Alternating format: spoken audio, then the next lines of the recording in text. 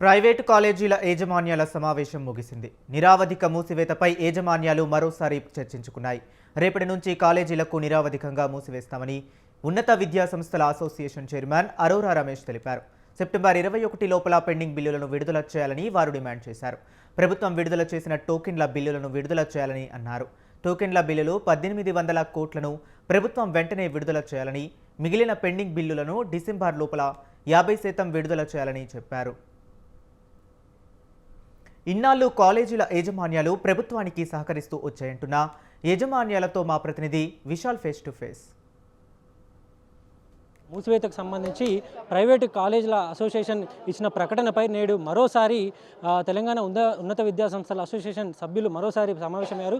ఈ సమావేశంలో ఏం నిర్ణయించారు, అసలు రేపటి నుంచి ఈ నిరవధిక బంద్ అనేది ఉంటుందా లేదా ఒకసారి వారిని అడిగి తెలుసుకుందాం. ప్రస్తుతం మనతో పాటు తెలంగాణ ఉన్నత విద్యా సంస్థల అసోసియేషన్ చైర్మన్ అరోరా రమేష్ ఉన్నారు. వారిని అడిగి తెలుసుకుందాం. సార్, ఈ సమావేశంలో మీరు ఏ నిర్ణయం తీసుకున్నారు?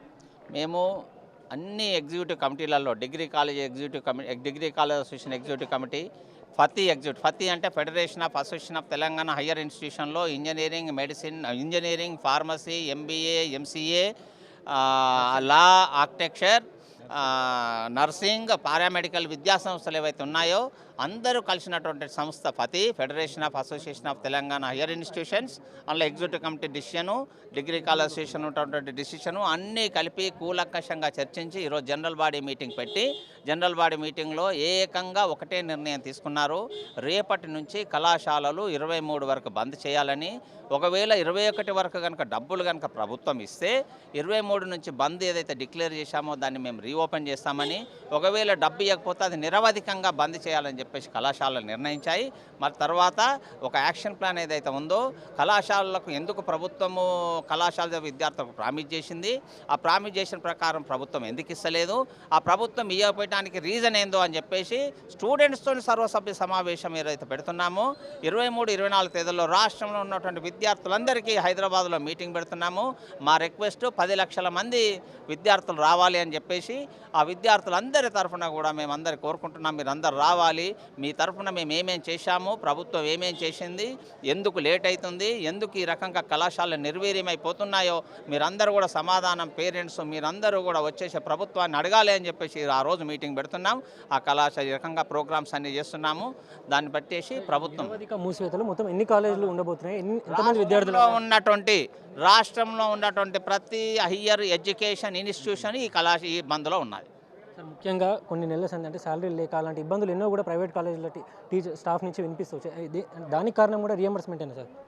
అసలు కళాశాలల్లో ఈరోజు జీతాలు పే చేయకపోవడానికి రీజన్ ఓన్లీ రియంబర్స్మెంట్. కొన్ని కళాశాలకు 140 కోట్లు, కొన్ని కళాశాలకు 90 crores, ఇవన్నీ అప్పులు తెచ్చి ల్యాబ్స్ అమ్మి లాస్ట్కు భార్యల పుస్తల తాడు కూడా అమ్మేసి ఈరోజు లోన్లు తీసుకొని కళాశాల విద్యా సంస్థలు ఉన్నటువంటి టీచర్స్కి ఈరోజు పే చేశాము.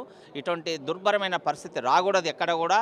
దీన్ని ప్రభుత్వం చాలా అతి జాగ్రత్తతోని ఒక అత్యంత ప్రతిష్టాత్మకమైన ఒక నిర్ణయం కింద తీసుకునేసి ఈరోజు కళాశాల ఎడ్యుకేషన్ను మొత్తాన్ని మీరు నిర్వీర్యం చేయకుండా బలోపేతం చేసేటట్టుగా మీరు చేయాలని చెప్పేసి మేము ప్రభుత్వానికి ఇప్పటికే ప్రభుత్వాన్ని కలిసినట్టు కూడా తెలిసింది. అంటే ప్రభుత్వం నుంచి ఎలాంటి చర్చలలో ఏం జరిగింది? ప్రభుత్వ పెద్దలందరినీ కలిశాము. ప్రభుత్వ పెద్దల నుంచి ఏ రకమైనటువంటి భరోసా కానీ ఏ రకమైనటువంటి నిర్ణయం తీసుకుంటామనేది చెప్పకపోవడం పోను మమ్మల్ని నిరాశకు గురి చేసేటట్టుగా మా దగ్గర రూపాయి డబ్బు లేదు, మేము ఇయ్యలేము, మేము చేతులెత్తేస్తున్నాము అని చెప్పేసి ఏదైతే ఫైనాన్స్ మినిస్టర్ చెప్పారో దానివల్ల కళాశాలలు భయభ్రాంతులకు గురైపోయాయి. అసలు ఎటుపోతుంది వ్యవస్థ, మేము ఎటుపోవాలి, ఈ కళాశాలలు ఏముంటుంది, లక్షల మంది విద్యార్థుల భవిష్యత్తు ఏందో అని చెప్పేసి ఈరోజు ప్రతి కళాశాల బాధపడుతుంది.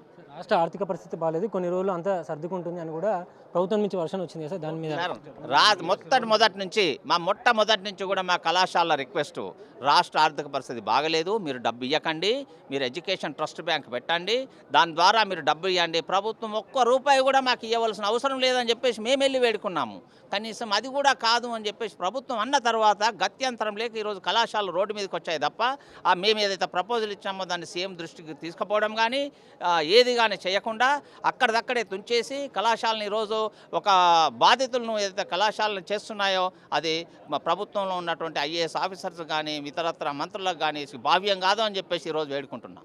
ఎన్ని కోట్ల వరకు రావాల్సింది సార్ ఫైనల్గా ఎన్ని కోట్ల వరకు రావాల్సింది డిగ్రీ కాలేజ్ కానీ ఇంజనీరింగ్ కాలేజ్ కానీ? మొత్తము రాష్ట్రంలో ఈ రోజు వరకు 24-25 అకాడమిక్ వరకు 7,500 కోట్ల వరకు, ఈ సంవత్సరం 25-26ది ఒక 2,500 కోట్ల వరకు, మొత్తం 10,000 కోట్ల రూపాయల వరకు డ్యూస్ ఉంది. అంటే మీరు ప్రస్తుతం ఎంత వస్తే ఈ రోజు 21 లోపల మేము అడిగేది ప్రభుత్వం మేము ఇస్తాము అని 1 year బ్యాక్ ప్రామిస్ చేసి టోకెన్స్ రిలీజ్ చేసినటువంటి ఆ 1,200 నుంచి 1,500 కోట్ల రూపాయలు ఇవ్వమని అడుగుతున్నాం. రైట్, ఇది రేపటి నుంచి తెలంగాణలో ప్రైవేట్ కాలేజీలన్నీ కూడా నిరవధికంగా మూసివేతపడతాయి. ముఖ్యంగా ఫీజు రియంబర్స్మెంట్ బకాయిలను ప్రభుత్వం విడుదల చేయకపోవడంతో పాటుగా ఇంకా తమ మీదనే కొంత ఆధిపత్యం చెలాయించే ప్రయత్నాలు చేస్తున్నాయి. ఫీజు రియంబర్స్మెంట్ బకాయిలు చెల్లించకపోవడంతో అద్దె బిల్డింగ్లకు అద్దె చెల్లించడం లాంటి ఇబ్బందులు ఏర్పడుతున్నాయి. అదేవిధంగా స్టాఫ్కు జీతాలు ఇవ్వలేని పరిస్థితి కూడా ఏర్పడింది. ఇక గత్యంతరం లేని పరిస్థితిలో తాము ఈ నిరవధిక మూసివేత వైపు వెళ్తున్నాము. ప్రభుత్వం వెంటనే ఈ నెల 21 లోపల ఒక తమకు రావాల్సిన పెండింగ్ బిల్ అన్ని కూడా విడుదల చేస్తే తాము ఈ నిరవధిక మూసివేతను వాయిదా వేసుకుంటాము. లేని పక్షంలో 21 వరకు కూడా యథావిధిగా మూసివేత కొనసాగుతుంది. ఆ తర్వాత ఒక భారీ సభను కూడా ఏర్పాటు చేసి అందులో విద్యార్థులను కూడా అందులో కలుపుకొని పెద్ద ఎత్తున నిరసన కూడా వెళ్తామని తెలంగాణ ఉన్నత విద్యా సంస్థల అసోసియేషన్ చైర్మన్ అరోరా రమేష్ అంటున్నారు. కెమెరామెన్ నర్సింగ్తో విశాల్, స్వతంత్ర న్యూస్.